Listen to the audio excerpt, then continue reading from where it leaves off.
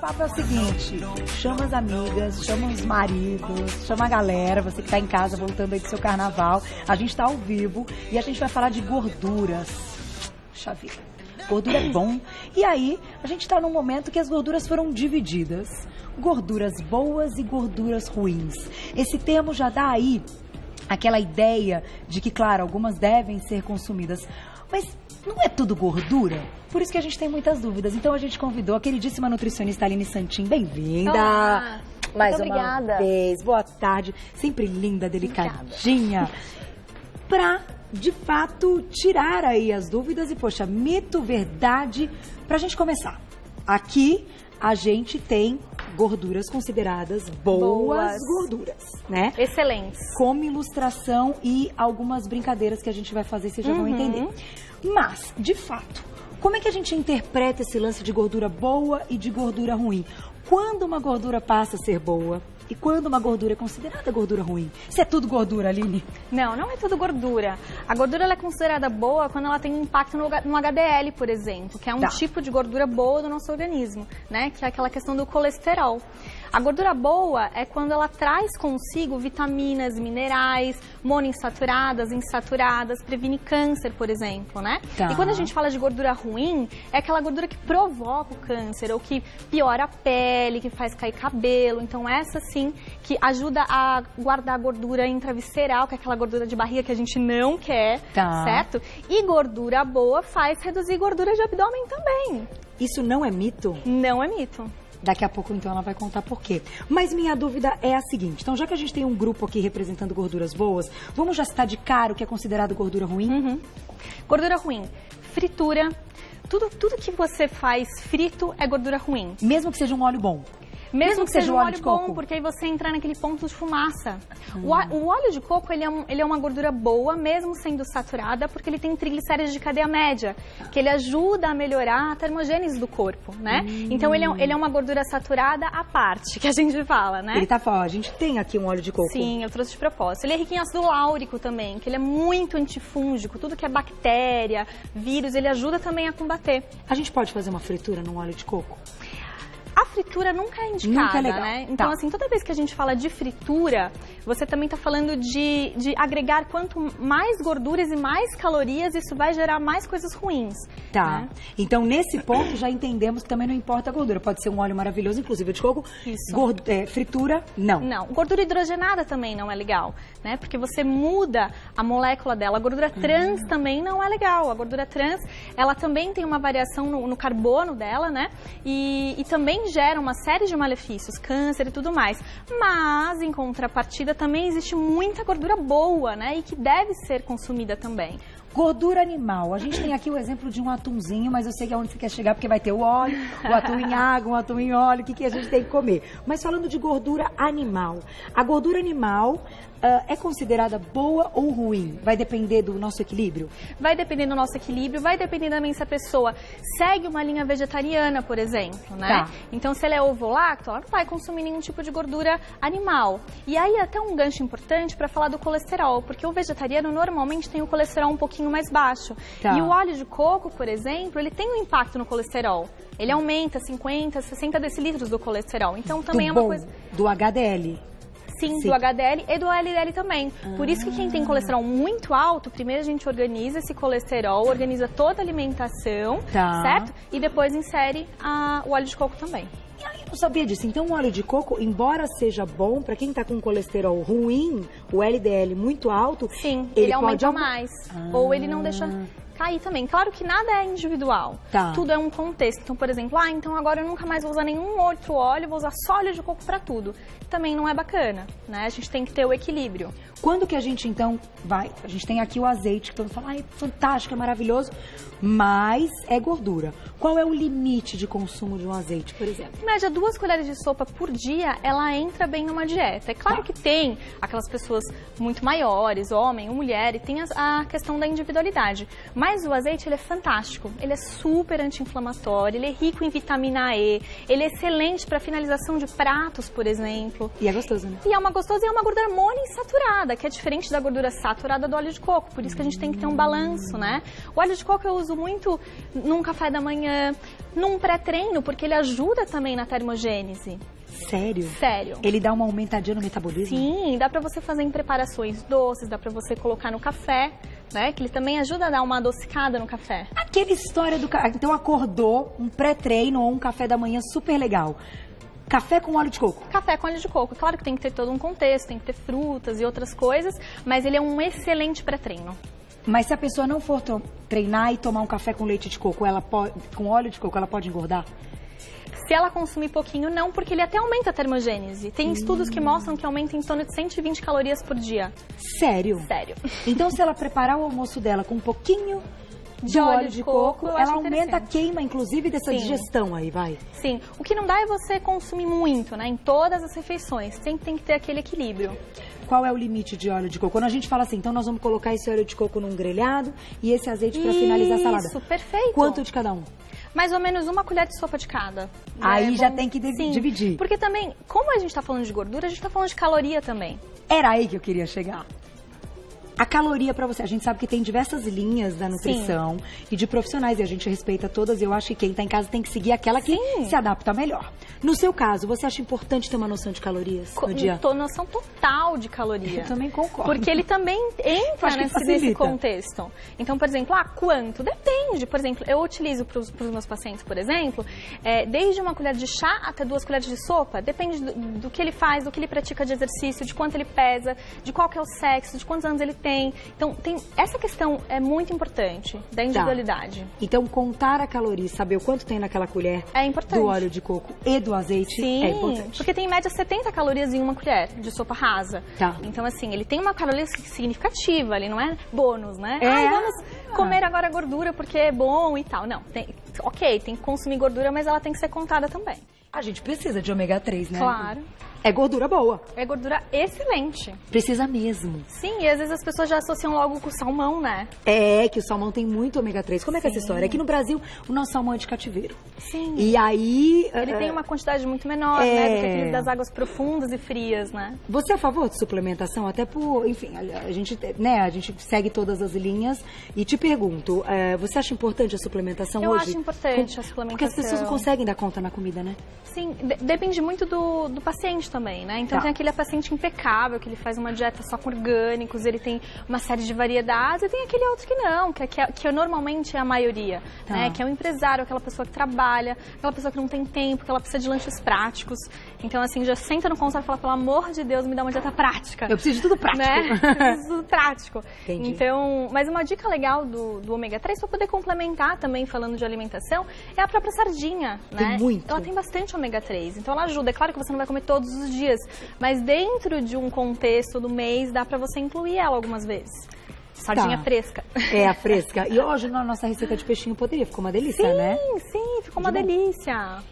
Por que você trouxe o atumzinho? Vamos falar um pouquinho do atum e do ovo, que são elementos aí que estão no nosso dia a dia e que salva a vida ter um ovinho, né? Fala a verdade. Sim, o atum, ele tem uma base proteica, mas ele também tem a gordura boa dele, né? Então ele também traz um pouco de ômega, ele tem ali magnésio, vitaminas do complexo B, muito bom para memória, né? E o ovo eu trouxe de propósito, porque o ovo, quando a gente pensa no ovo inteiro, a gente tem a clara, que ela representa a proteína, e a gema, ela também tem proteína, em torno de 3, 4 gramas, dependendo do tamanho do ovo. E além disso, ela também tem gordura monoinsaturada, porque as pessoas acham que é só gordura saturada e não é. Porque é animal, né? Sim, porque seria animal. Ela tem um equilíbrio ali de gordura saturada e monoinsaturada. E outra questão, o ovo ele é muito, muito rico em vitamina D, que hoje, assim, a maior parte da população, se a gente for pensar em porcentagem, assim, nossa, 80% ou mais tem uma deficiência ou tem baixa de vitamina D. Onde tá? É na gema? É na gema. E biotina também para peles e cabelos, né? Então o ovo é considerado aquele alimento funcional, mas se ele estiver inteiro. Exato. Se a senhora jogar a gema fora... Não precisa, não vale a pena, né? Porque você joga engorda, metade das calorias. E assim, tudo tem um contexto. Então, assim, quantos ovos você vai comer? Quantos ovos a gente pode comer ali? Depende da dieta.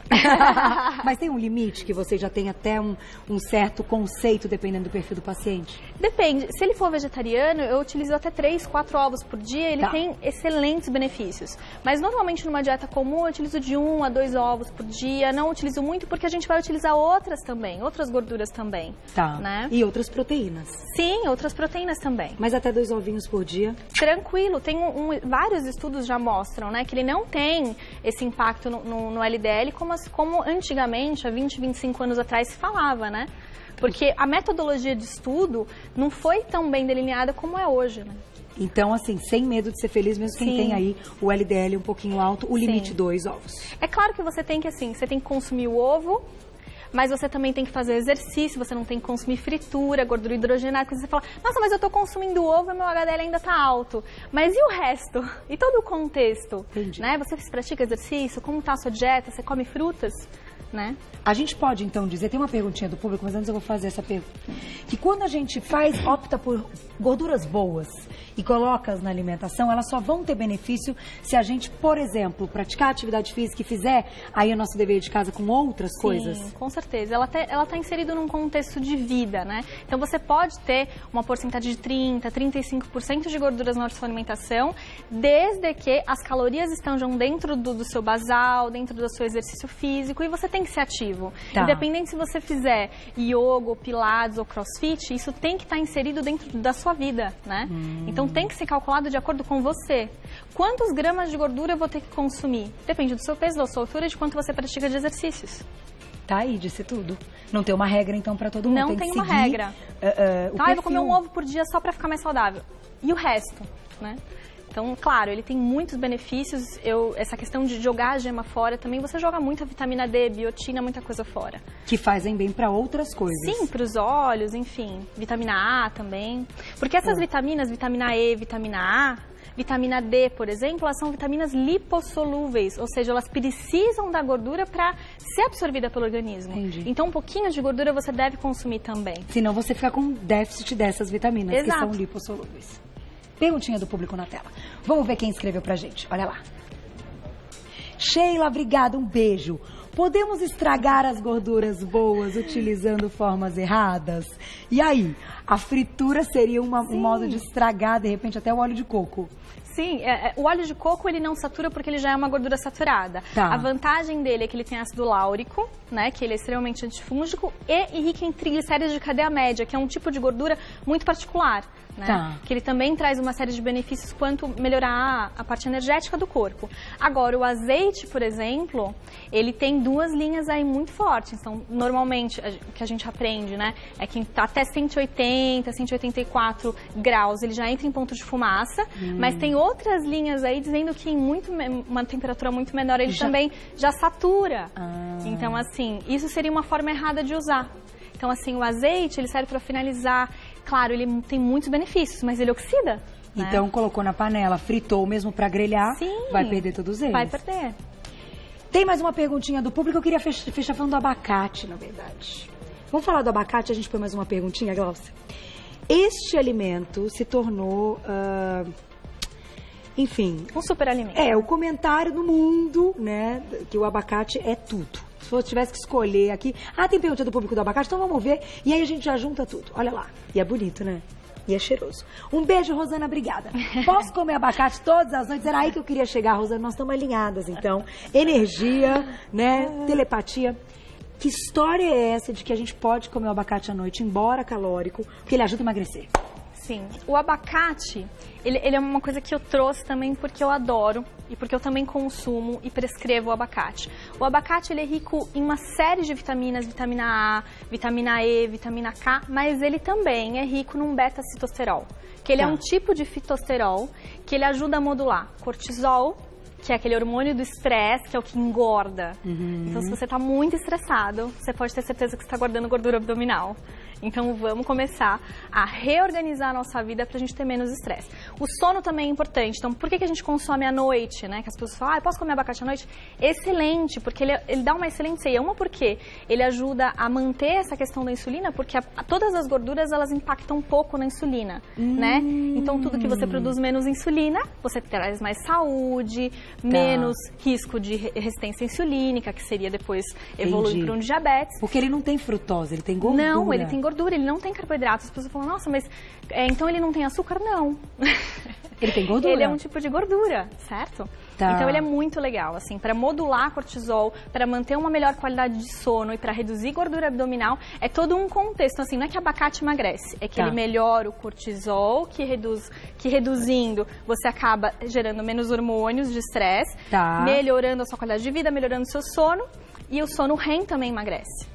E ele ajuda a entrar num sono REM, assim, dormir melhor? Ele ajuda a modular esse cortisol, que faz esse balanço com a serotonina, com a melatonina, então faz você introduzir melhor o sono. Que legal isso! Muito legal. E aí a pessoa pode consumir na versão mais docinha, ele é in natura, ou fazer uma guacamole, que a gente fez um outro dia, que tava um espetáculo. Espetáculo. Dá pra você colocar também ele um pouquinho de chia e adoçar. O adoçante também é outra história, depois a gente vem falar só dos adoçantes, mas dá pra gente, por exemplo, assim, à noite, na ceia, eu não aconselho colocar açúcar.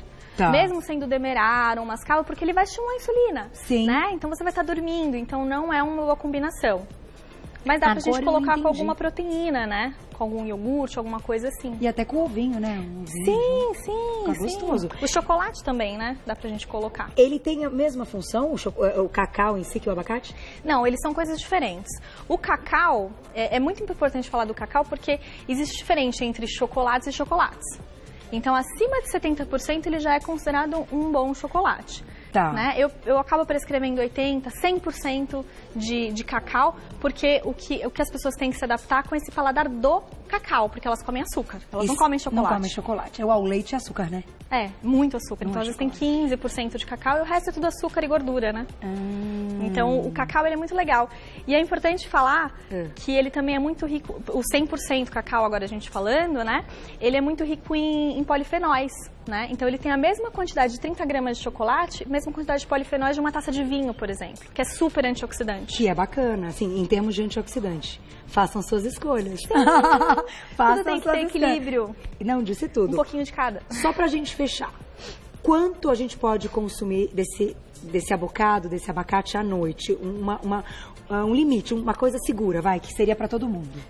Seria em média. Eu vou dar uma média porque vai depender muito de homem ou mulher. Então, mulher seria em média 50 gramas e homem em média 100 gramas. É claro que tem toda uma dieta, tem todo um contexto, mas seria mais ou menos isso. Pra não errar, ai, tô com muita vontade, preciso comer alguma coisa antes de dormir, porque antes de dormir dá uma vontade, né? Sim. Vai lá no abacate, mas conta aí no máximo 50 gramas. Sim, que dá mais ou menos de 1 colher a 2, depende do tamanho da colher. Ai, gente, faz guacamole com tomate. É uma delícia. Com cebolinha, com limãozinho. Ai, que delícia. Bom demais, salgadinho. Bom, eu sou do time do salgado, então. Eu também, eu adoro tudo que tem aqui. Consumo tudo. Só posso te agradecer. Mais uma vez, nutricionista Aline Santin. Linda, sempre querida. E olha, quem quiser saber mais, eu vou passar pra vocês o Instagram da doutora Liliane, que vocês trabalham juntas, @doutora Liliane. E lá também vocês podem direcionar pro seu, pra tirar dúvidas aqui a respeito das pautas. E é legal que, assim, a doutora Liliane esteve aqui, inclusive, na sexta-feira, antes do carnaval. Juntas. E nutróloga e nutricionista, eu acho que essa dupla é a dupla perfeita, né? Sim. Um precisa do outro, porque quem passa dieta no final é a nutricionista, né? Então, tenham sempre isso em mente, em saber se os exames estão ok com o médico, mas confiar numa boa nutricionista para prescrever ali a sua dieta. Obrigada, viu? Eu quero... Beijo para você, lindona, e até a próxima.